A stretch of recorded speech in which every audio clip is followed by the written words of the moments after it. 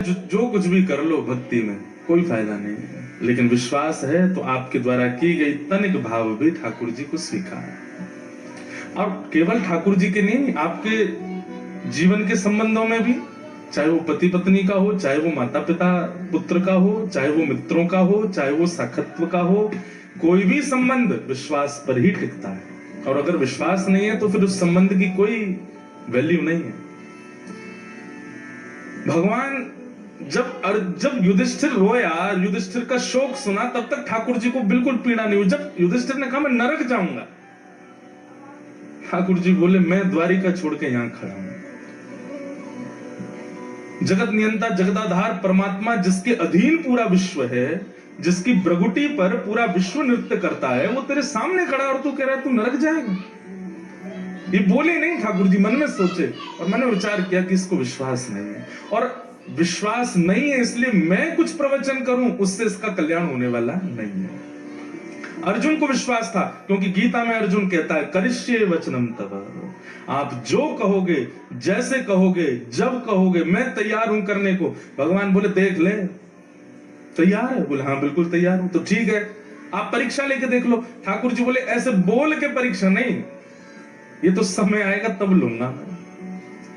और एक दिन हुआ, भगवान ने अर्जुन का रथ हाँक रहे थे, अचानक से घोड़े रुक गए। तो अर्जुन ने पूछा ये घोड़े आगे क्यों नहीं बढ़ रहे हैं? आगे से बाणों की बौछार आ रही है। केशव मेरे रथ को आगे ले जाओ, मेरे रथ को बचाओ, देखो ये बाण मुझे छन्नी कर देंगे। ठाकुर जी बोले तेरा रथ आगे नहीं बढ़ेगा। क्यों? तेरे घोड़े प्यासे हैं और ये बार बार अपनी टांगे उछाल रहे हैं, आगे नहीं बढ़ रहे हैं। अर्जुन बोले तो अब क्या करें? बोले इनको पानी पिलाना पड़ेगा। बोले अब युद्ध मैदान के बीच में पानी कैसे पिलाऊं? बोले एक तरीका है। बोले क्या? तेरा गांडीव धनुष जो ना, इसमें इतनी शक्ति है कि इसमें अगर बाण भेदन करके पृथ्वी में दागे जाएं तो शायद 2-4-10 बाणों में जल का स्रोत आ जाएगा, और जल निकल के आ जाए, वही जल इन घोड़ों को पिला दो तो ये पी लेंगे, दोबारा इनको रथ में जोत करके और चल देंगे आगे। अर्जुन ने कहा एक बार मेरी तरफ देखना, आप बीच युद्ध मैदान में आप ये बात करने को कह रहे हो? बोले तो और क्या करें? पीछे जा नहीं सकते, इधर जा नहीं सकते, आगे जाएंगे तो मारे जाएंगे। अब यही है एक तरीका, नहीं तो खड़े रहो। ठाकुर जी ने तो हाथ से सारी लगाम छोड़ दी, बैठ गए। बोले अब तू देख ले क्या करना है। अर्जुन बोला केशव क्या करना है? आप आज्ञा करो। बोले नीचे उतरो, बाण चलाओ, पानी का स्रोत निकालो, घोड़ों को खोलो, पानी पिलाओ, दोबारा घोड़े लगा के बैठ जाओ। अर्जुन ने दूसरी बार सोचा नहीं, जबकि मोस्ट वांटेड पूरे महाभारत युद्ध में हर विपक्षी योद्धा की एक ही चाह थी, अर्जुन को मैं मारूंगा। युधिष्ठिर को तू मार लियो, भीम को तू मार लियो, नकुल सहदेव तेरे चल बट में आ जाएंगे, अर्जुन तो मैं ही मारूंगा। और ये बात एक नहीं, हर आदमी कहता था नहीं नहीं अर्जुन को तो मैं मारूंगा। तीसरा नहीं नहीं अर्जुन तो मेरा है। वो अर्जुन जो सबका केंद्र बिंदु है। ठाकुर जी कहते हैं यही है, अब तो और कुछ तरीका नहीं है। तो अर्जुन ने भी दूसरी बार सोचा नहीं, तुरंत कूद पड़ा नीचे रथ से। जैसे ही बाण निकाल करके धनुष पर दाग करके पृथ्वी में भेदन करने लगा, जल का स्रोत निकाला, घोड़े खोल करके जल पिलाने लगा। इतने में ही ठाकुर जी समझ गए अब अर्जुन तुझे कोई नहीं रोक सकता युद्ध जीतने से, क्योंकि तेरा विश्वास अटल है मुझ पर, तू मेरी कही बात पर दूसरा विचार नहीं करता। और फिर ठाकुर जी ने उसकी रक्षा की। कैसे? जब अर्जुन घोड़ों को पानी पिला के दोबारा रथ में लगा रहा था तो अर्जुन ने विचार किया ये कौरव सब सो गए हैं क्या? इनको दिखा नहीं कि मैं नीचे उतर आया हूं? इनको पता, एक बाण भी नहीं लगा मुझे अभी तक। घोड़े बांधते जा रहा है और पीछे मुड़ करके जैसे ही कौरवों की तरफ देखा तो सब कौरव धनुष बाण ऐसे लिए, आंख खुली, मुख खुला हुआ है और बिल्कुल जैसे मूर्तिमंत स्टैचू की तरह खड़े, और सब देख अर्जुन को ही रहे। अर्जुन बोला ये कैसी लीला है? और अब जाकर के जब अर्जुन ने अपने रथ के ऊपर बैठे हुए सारथी श्री कृष्ण को देखा तो ठाकुर जी अभी तक तो द्वारिकाधीश बने बैठे थे, लेकिन अब मदन मोहन श्री वृंदावन चंद बन करके जैसे ही खड़े हुए, ललित त्रिभंगी स्वरूप धारण किया था ठाकुर जी ने। इतने सुंदर लग रहे थे, इतने सुंदर लग रहे थे कि सारे कौरव अर्जुन को भूल गए, ठाकुर जी को देखने लगे, उनमें ही मोहित हो गए, अपनी ओर आकर्षित कर लिया सबको कि अर्जुन इतनी देर में सब काम कर ले। ये है विश्वास का प्रतिफल। हमारा विश्वास डगमगा जाता है। कभी कभी पता है लाइफ में सिचुएशन आती नहीं है, ठाकुर जी भेजते हैं, लेट्स चेक, क्या बोलते हैं उसको, quality check. Thakur ji quality check करते हैं कि देखें तो घड़ा कच्चा है कि पक्का, और जैसे ही उसमें आप पैनिक कर बैठते हो, ठाकुर जी बोले गया काम से, इसका तिलक लगाना, नाम जप करना सब व्यर्थ हो गया, विश्वास ही नहीं है इसको। विश्वास चाहे जो हो जाए बंधुओं, हम तो कह दें तो बुरा नहीं मानना, पैर अलग हो जाए शरीर से, हाथ निकल के बाहर आ जाएं, फिर भी विश्वास मत छोड़िएगा ठाकुर जी को। ये बात तो वो है जो मैं बोल सकता हूं, इससे भी कुछ और ज्यादा अनुभव करेंगे उसके बाद कि ठाकुर जी विश्वास का प्रतिफल कैसे देते हैं। गुरु के प्रति, नाम के प्रति, कथा के प्रति और ठाकुर जी के प्रति, ठाकुर जी के जनों के प्रति विश्वास करो, भरोसा। तो युधिष्ठिर को जब भगवान ने देखा कि इसका विश्वास डगमगा रहा है, ठाकुर जी बोले अब मैं इसको ज्ञान नहीं दूंगा। और जहां ठाकुर जी अपने आप को फेल समझ लेते हैं, वैसे तो वो कभी होते नहीं, लेकिन फिर भी हमारे श्री स्वामी हरदास जी महाराज का एक पद है, हे हरि मो सोना बिगाड़न को तो सोना संभारन को, मो सोना बिगाड़न को तो सोना संभारन को, हे हरि। अब देखो आज तक जितनी भी कथाएं हुई ना अभी ऑस्ट्रेलिया में, सब जगह हमारे ग्रंथ और पदों की किताब संग चल रही थी, वहां मुझे पद याद नहीं आ रहे थे, यहाँ सब ये भूल आए तो अब सब याद आ रहे हैं। अब केलीमाल जी वहीं रखी है, उसमें ये पद है, आपके पास है ये वाला पद, लाओ लाओ जल्दी दो, बहुत अच्छा पद है। स्वामी श्री हरदास जी कह रहे हैं ठाकुर जी एक कंपटीशन चल रहा है, किसमें, बोले हम में और आप में। हम बिगाड़ने में पीछे नहीं हट रहे और आप संभालने में पीछे नहीं हट रहे, ये कंपटीशन चल रहा है हमारा आपका। बताओ कौन जीता, बताइए लास्ट में कौन जीता। हम आपसे पूछ रहे कौन जीता, कौन जीते, ठाकुर जी? अरे नहीं, हरिदास जी तो पद गा रहे हैं, सुनो सुनो कॉन्सेप्ट सुनो। हरिदास जी कह रहे हैं कि हे हरि मोसो ना बिगाड़न को तो सोना सवार। मोसो को मतलब हरिदास जी अपने लिए नहीं कह रहे, हम सब बिगाड़ने में पीछे नहीं है और आप संभालने में पीछे नहीं है। तोरी मोरी लगी होड़, हमारी और उनकी होड़ लगी है। बताओ कौन जीता लास्ट में?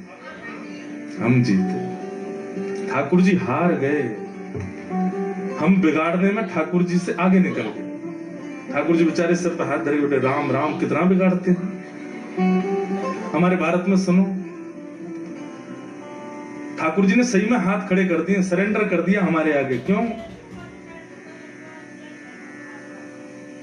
पत्नी पति को मार के डिब्बे में डाल देती है, विवाह के बाद घूमने गए वहां पे मर्डर करवा देती है पैसे दे करके। अभी ऑस्ट्रेलिया में खबर सुनने में आई, मेरा तो विश्वास ही उठ गया है। एक पिता ने अपनी बेटी को मार दिया। क्यों? क्योंकि बेटी टेनिस की अच्छी प्लेयर थी। भैया हम आपसे एक बात निवेदन करना चाह रहे हैं, जितना जीवन बचा है ना, नाम जप करके यहां से भग लो, इस संसार में दोबारा आना नहीं है। ये बहुत, इससे भी ज्यादा वर्स्ट होता चला जाएगा।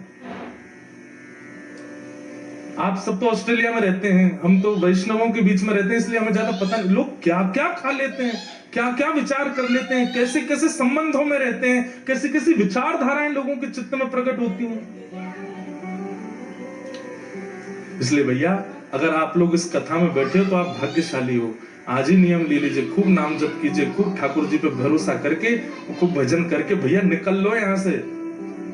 निकल लो मतलब जीवन पूरा कर लो, जीवन पूरा करके इतना भजन करके जाना कि दोबारा आना नहीं पड़े यहाँ पे। भजन का यही फल है कि आना नहीं पड़ता था।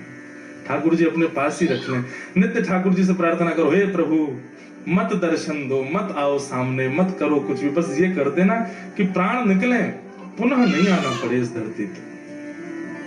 स्वामी जी कह रहे हैं, हे हरि मो सोना बिगाड़न को तो सोना सवारन को, मो सोना बिगाड़न को तो सोना सवारन को। मोहितो ही परी हो, मोहितो ही परी हो। हे हरि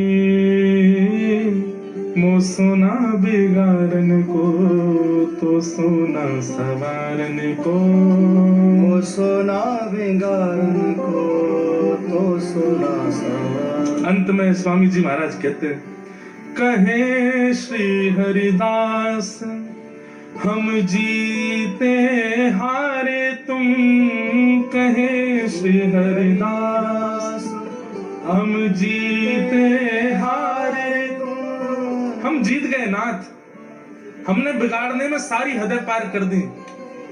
आपने बहुत संभाला, बहुत संभालने की कोशिश की हमको, लेकिन फिर भी आप हार गए, हम जीत गए। हम बिगाड़ते ही चले गए।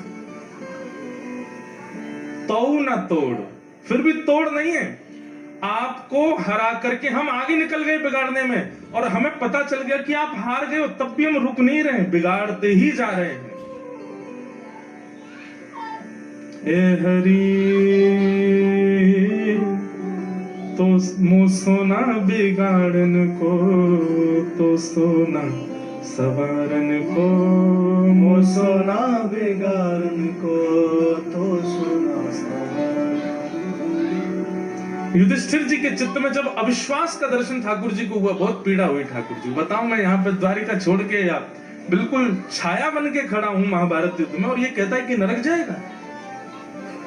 ठाकुर जी कहते हैं, जहां हम हारते हैं वहां फिर हमारे भक्त ही ठिकाने लगाते हैं। अब हम नहीं ज्ञान देंगे, अब तो हमको भजने वाला कोई इसको समझाएगा, तभी इसके बाद समझ में आने वाली। इसलिए आप सबके लिए, हम सबके लिए ठाकुर जी प्रवचन नहीं करते।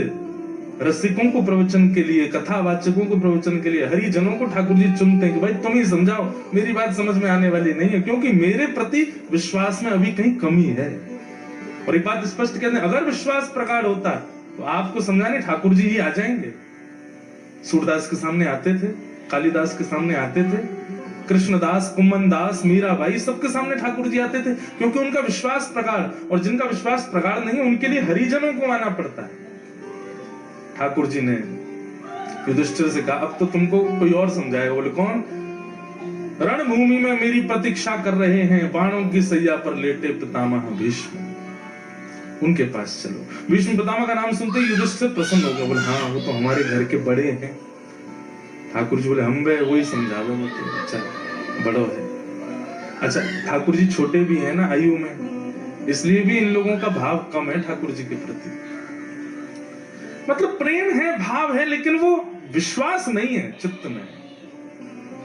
भगवान बोले, चलो भैया, भीष्म पितामह हमारी प्रतीक्षा कर रहे हैं, रोम रोम में बाण लगा है उनके, लेकिन वो फिर भी प्रतीक्षा कर रहे हैं कि ठाकुर जी आएंगे तभी प्राण त्यागूंगा मैं। बहुत अच्छा प्रसंग है, आप सबसे हमारी प्रार्थना है, ये कर्ण पिशाचनी रख दीजिए नीचे। ये कर्ण पिशाचनी है। कई लोग मैंने इधर उधर देखा तो चला रहे थे, इसलिए बोल गया, इसको धर दीजिए नीचे, क्योंकि जब ठाकुर जी नहीं आए तो हमको भेजा, और जब हमारी ही नहीं सुनोगे तो कौन आएगा? किसको भेजेंगे ठाकुर जी? हैं ये जीवन नैया पार करने वाला नहीं, इसलिए सुनिए। भगवान बोले, चलिए भीष्म पितामह के पास। और भगवान युधिष्ठिर आदि पांडवों को लेकर के निकल पड़े हैं रणभूमि की ओर, जहां बाणों की सैया पर लेटे हैं पितामह भीष्म।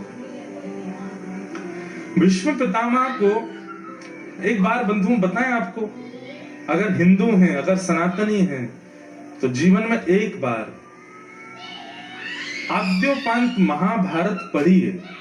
सीरियल मत देखिए, सीरियल में सबने देखा, मुझे पता है, वो एक बार पढ़िए उसको।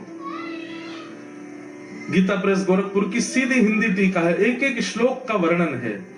देख तो आपने रखी है सीरियल्स में, अब एक बार उसको पढ़िए महाभारत को। ऐसी हमारे भारत में एक गलत अफवाह फैल गई है कि घर में महाभारत रखने से लड़ाई हो जाती है। ये महा असत्य है। महाभारत युद्ध कराता नहीं है, युद्ध विराम करता है। एक बार जरूर पढ़िए। तो निकल पड़े भगवान पांडवों को लेकर के। भीष्म पितामह को बाल्यकाल से इच्छा मृत्यु का वरदान था कि जब तक उनकी इच्छा नहीं होगी तब तक प्राण नहीं त्यागेंगे। लेकिन इच्छा मृत्यु के वरदान में उन्होंने क्या, मैंने एक बार ना कुछ अपने मित्रगण थे, मेरे सखा जन, मैं सब उनके बीच में बैठा, तो मैंने कहा एक बात बताओ, मेरा एक क्वेश्चन है आप सबसे। बोले क्या? मैंने कहा अगर आप सब लोगों को इच्छा मृत्यु का वरदान मिल जाए तो आप क्या करोगे? इच्छा मृत्यु मतलब जैसे चाहो वैसे मृत्यु को प्राप्त करो, तो आप क्या करोगे? तो किसी ने कहा मैं तो स्विट्जरलैंड में पहाड़ों की वादियां देखते देखते प्राण त्यागूंगा। एक हमारे यहाँ चटोरा है सखा, वो बोला कि मैं पहले तो साउथ इंडियन खा लूंगा, उसके बाद गुजराती खा लूंगा, फिर बंगाली खा लूंगा, फिर पंजाबी खा लूंगा, और मैं तो इच्छा मृत्यु करूंगा कि मैं इतना खाऊं कि मेरा पेट ही नहीं भरे, और मैं सारे रसों को चख करके अंत में मुझे सबसे प्रिय पान लगता है, तो पान जैसे ही जाए मुख में पूरा मुंह मेरा रच जाए तब प्राण निकलेंगे। मैंने वाह भाई, किसी ने अच्छे अच्छे वस्त्रों के, किसी ने धन के, किसी ने सारे भोग ऐश्वर्य के, सबके रखे इच्छा मृत्यु। तब मुझे याद आई भीष्म पितामह की। इनके पिता शंतनु महाराज ने जब भीष्म पितामह से कहा कि मैं तुम्हें इच्छा मृत्यु का वरदान देता हूं, तुम्हारी जब जैसे इच्छा होगी तभी प्राण निकलेंगे, उसी समय भीष्म पितामह ने नेत्र बंद करके ध्यान कर लिया था।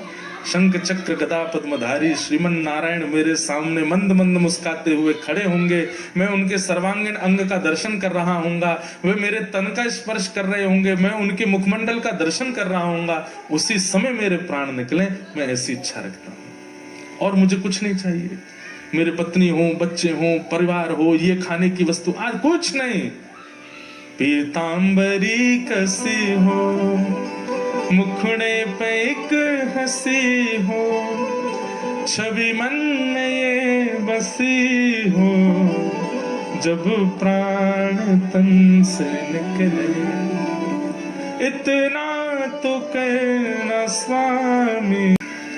और इतने में ही श्याम सुंदर बाकी अदा से चलते हुए रणभूमि की ओर आ रहे हैं। और जैसे भीष्म पितामह को, अभी तक तो भीष्म पितामह ये सोच रहे हैं कि ठाकुर जी भूल तो नहीं गए कि मुझसे मिलने आना है, लेकिन तभी चंदन की सुगंधी आने लगी, सुंदर शीतल हवा अंग को स्पर्श करने लगी, नेत्रों से अश्रु बहने लगे। भीष्म पितामह के कहने लगे आ गए श्याम सुंदर। ये सुगंधी तो उनके तन की है, ये वायु तो उन्हीं का स्पर्श करके आती है। और तभी अब हिल नहीं पा रहे हैं भीष्म पितामह, बाण लगे हैं। धीमे से अपनी तिरछी नजर करके देखा तो पीली पीतांबरी पहने श्री श्याम सुंदर, नील वर्ण है ठाकुर जी का, चलते हुए आ रहे हैं। भैया जीवन का अंत हो तो भीष्म पितामह जैसा। आप कहोगे महाराज जी कितना खतरनाक था, रोम रोम में बाण लगे। भैया ये बाण क्या है? इस संसार के सारे भोग वस्तु, काम क्रोध लोभ ईर्षा मोह द्वेष अभिनिवेश अहंता ममता इच्छा, ये सारे बाण हैं। आपको पता नहीं है, सब लगे हुए हैं हमारे। एक मोह रूपी बाण लगता है तो बाण जहां लगता है वहां से रक्त निकलता है। ऐसे ही हमको जब बाण लगता है तो हमारे भीतर से सारे सद्गुण निकलते हैं उसी बाण के स्थान से। क्रोध रूपी बाण लगा, लोभ रूपी बाण लगा, मोह रूपी बाण लगा, एक एक करके उन छिद्रों से सारे हमारे सद्गुण निकल जाते हैं। बाल्यकाल में छोटे छोटे बच्चों को देखो, ये इतने प्रिय क्यों हैं, इतने पवित्र क्यों हैं? क्योंकि अभी काम क्रोध लोभ मोह रूपी बाणों ने इनका स्पर्श नहीं किया, हमारा कर चुके हैं, इसलिए हम पवित्र नहीं है, ये महापवित्र है। इस वजह से सो के उठते भी है ना तो भी प्यारे ही लगते हैं। हम सो के उठते हैं तो फिर हमको पवित्र होने जाना पड़ता है। नहाओ धो, दुर्गंध मिटाओ, सुंदर बनो, परफ्यूम लगाओ, बाल काटो, मुंह पे प्लस्तर लगाओ तब जाकर के प्यारे लगते। बच्चों को देखो देखो, बॉकर में बैठा कितना प्यारा लग रहा है, क्यों? महापवित्र है। अभी किसी भी प्रकार का दोष जीवन में है नहीं, हम सब दोषी हैं। हाँ, लेकिन कई बड़ी उम्र के भी जब गुरु आश्रित हो जाते हैं, उर्दपुंड लगाने लगते हैं, गुरु के नियमों में रहने लगते हैं, गुरु आश्रय के जब पालन करते हैं और उस भाव से रहने लगते हैं, तो फिर उनकी पवित्रता छलकने लगती है। उनके मुखमंडल से, उनके बोलने से, उनके बैठने से, चलने से वो पवित्रता का अनुभव होने लगता है। तो बाण सबको लगे हैं, पर भीष्म पितामह जैसा अंत हमारा नहीं होता कि ठाकुर जी सामने हो। ठाकुर जी आकर के भीष्म पितामह के सामने खड़े हो गए। भीष्म पितामह बोले, मैं और क्या मांगू नाथ, आप सामने खड़े हैं। तुम सामने हो मेरे, किस बात की कमी है। तुम सामने हो मेरे, किस बात की कमी है। किसी और वस्तु की अब दरकार भी नहीं है। किसी और वस्तु की अब दरकार भी नहीं है। तेरे साथ से गुलाम, तेरे साथ से गुलाम ओ गुलफाम हो रहा। तेरे साथ से गुलाम गुलफाम हो रहा। करते हो तुम कन्हैया, करते हो तुम कन्हैया, करते हो तुम कन्हैया। करते हो तुम कन्हैया। मेरा नाम हो रहा है, मेरा आपकी कृपा से सब काम हो रहा है। मेरा आपकी कृपा से सब काम हो रहा है। इतना ही गाना था बस। तुम सामने हो मेरे। भीष्म पितामह के सामने ठाकुर जी खड़े। उससे पहले पांडवों ने सोचा हमारा दुख दूर कर दो, पहले फिर अपना काम कर लेना भैया। तो पांडवों को पंच धर्मों का ज्ञान दिया और पहले पांडवों को डांटा भीष्म पितामह ने। आप लोग आश्चर्य करेंगे, कुछ बताया नहीं, अभी तक कोई बात नहीं हुई है। पांडवों को जैसे ही देखा भीष्म पितामह ने और युधिष्ठिर की आंखों में आंसू देख करके भीष्म पितामह सीधे उसको डांटने लगे और डांटते हुए बोले, ये आंसू अविश्वास का प्रतीक है युधिष्ठिर। ये तुम्हारे संग जो चतुर्भुज रूपधारी खड़ा है, इसको तुम क्या समझते हो? ये तुम्हारा भाई है ये अर्जुन। तुमने इसको अपना सारथी बना लिया, तेरा सारथी है ये। ए भीम, तुम इसको शांति दूत बना करके भेजते हो हस्तिनापुर, तुम्हारा शांति दूत है ये। जाते जाते बता के जा रहा हूं, कान खोल करके सुन लो, कौन है ये? ए सवई भगवान साक्षात दद्यो नारायण पुमान।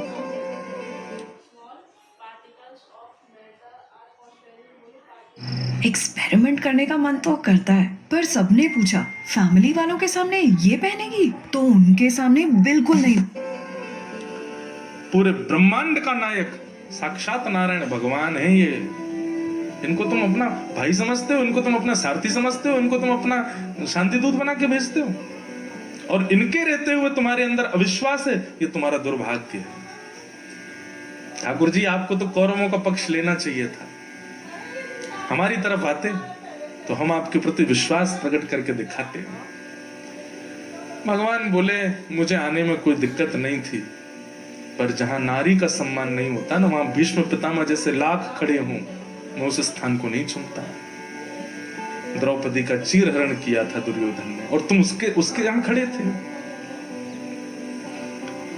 भीष्म पितामह सामान्य नहीं है। ठाकुर जी भी वंदन करते हैं भीष्म पितामह को, लेकिन आज भगवान कह रहे हैं, तुम्हारे जैसा तपस्वी, तुम्हारे जैसा गुरुनिष्ठ, तुम्हारे जैसा बाल ब्रह्मचारी भी अगर दुर्योधन का संग करेगा तो गति उसकी ऐसी होगी, देख लो, बाणों की सैया पे लेटे हो।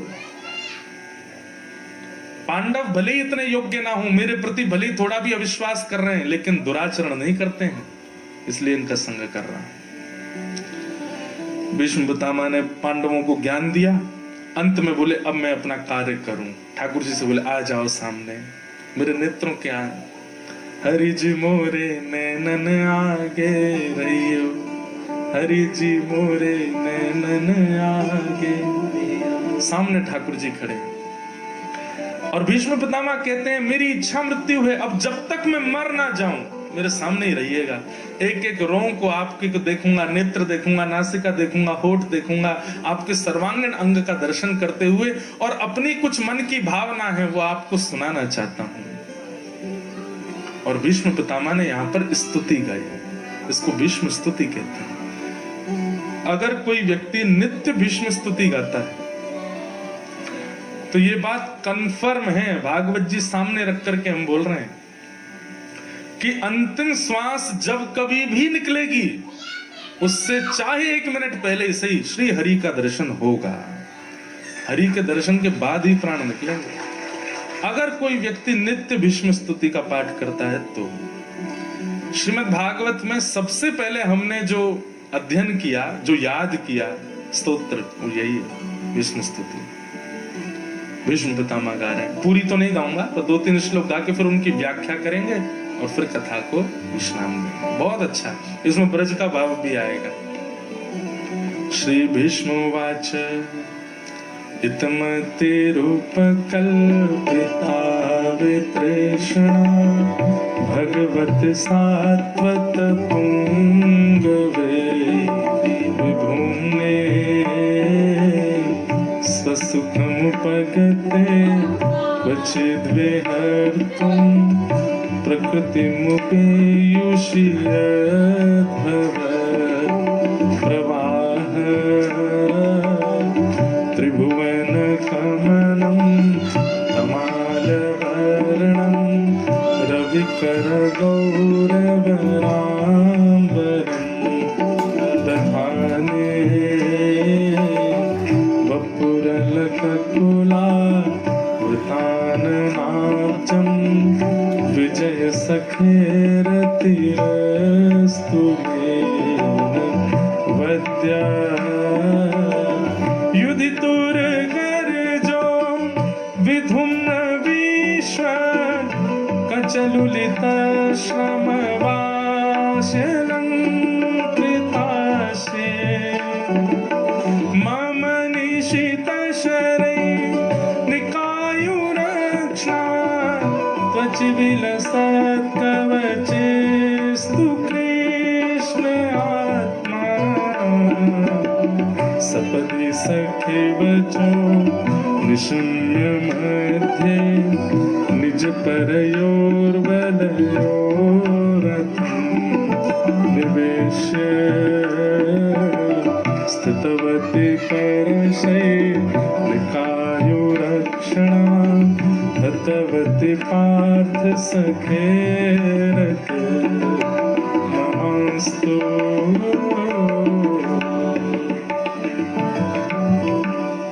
अब सब लोग बिल्कुल ध्यान से सुनिए, इतनी अच्छी स्तुति है भीष्म पितामह की। व्यक्ति का कहते हैं ना कि अंत भला तो सब भला, जीवन में फिर चाहे जो किया हो सब भुला देते हैं ठाकुर जी। और भीष्म पितामह का जो अंतिम स्तुति है ना, इसने ठाकुर जी का जैसे मानो जैसे चित्त हरण कर लिया हो। भीष्म पितामह कहते हैं, हे नाथ, मैं जाते जाते एक अपना अधूरा कार्य मेरा रह गया है, उसको पूरा करना चाहता हूं। सब लोग इधर देखो, ध्यान से सुनो। भगवान कहते हैं, क्या है तुम्हारा अधूरा कार्य? तो भीष्म पितामह कहते हैं, एक मेरी कुंवारी बेटी है, उसका मुझे ब्याह करना है।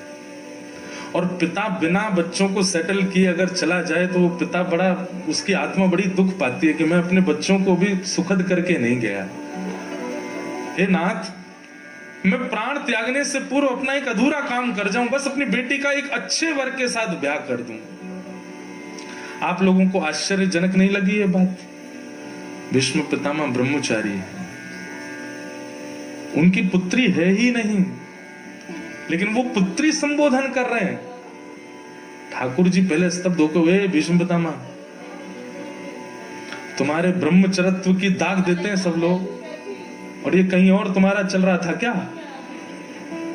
ये घर वाली बाहर वाली वाला चक्कर था क्या कि घर में तो तुम ब्रह्मचारी बने घूम रहे थे और बाहर कहीं तुमने ब्याह कर लिया, वहां तुम्हारे संतान आदि हो गई और तुम हमको बोल के जा रहे हो उसका ब्याह कर दो। भीष्म पितामह मुस्कुराने लगे, बोले कितने कितने सीधे हैं ना आप, कुछ पता ही नहीं है जैसे आपको। बोले फिर भी इसको थोड़ा डिस्क्राइब करो, क्या बात है? तो विष्णु पितामह कहते हैं, हे नाथ, आपने जीवात्मा को एक बेटी सबको दी है बिना ब्याह के, और उस बेटी का नाम है मति। ये मति हमारी बेटी है, ये जो कहती है हम वही करते हैं। बेटी कौन? जो पिता को अपने वश में रखे। मुझे ये पहनना है तो पिता की थोड़ी प्यारी होती है, पिता का अच्छा ले पहन ले, मुझे यहाँ जाना है ले चलिए, मुझे ऑस्ट्रेलिया में पढ़ना है ले पढ़ ले तू। अभी मैं जब आया ना यहाँ पे जिस फ्लाइट में इंडिया से, तो उसमें एक बेटी आई अपने पिता के साथ, उसका एक्सेंट ऐसा था, मुझे लगा वो ऑस्ट्रेलिया की होगी। बात कर रही थी, आप फेमस है ना, मुझे आपके संग फोटो खिंचानी में, लोग खिंचा। तो एक्सेंट देख करके तो लग रहा था कि वो यहीं की होगी। तो फिर मैंने पूछा, आप यहीं रहते हो? नहीं नहीं, मैं पढ़ने आई हूँ, पहली बार ही आई हूँ। मैंने, वाह, पिताजी महाराज संग में थे। तो फिर मेरे मन में ऐसे भाव आया कि पिता क्या नहीं करता अपने बच्चों के लिए, सब करता है, उसकी इच्छा होती है, और बेटी के लिए तो विशेष रूप से।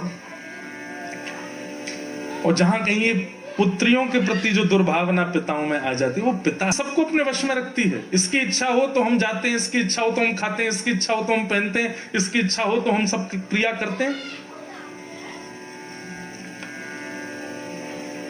नाथ, ये जब तक कुंवारी रहती है ना, ये तब तक पिता को नचाती रहती है, लेकिन जैसे ही इसका ब्याह होता है, इसके जीवन में जब पति आ जाते हैं बेटी के जीवन में, तो फिर ये पिता को परेशान नहीं करती, फिर ये पति के अधीन हो जाती है, फिर ये पति जो चाहता है वैसा करती है।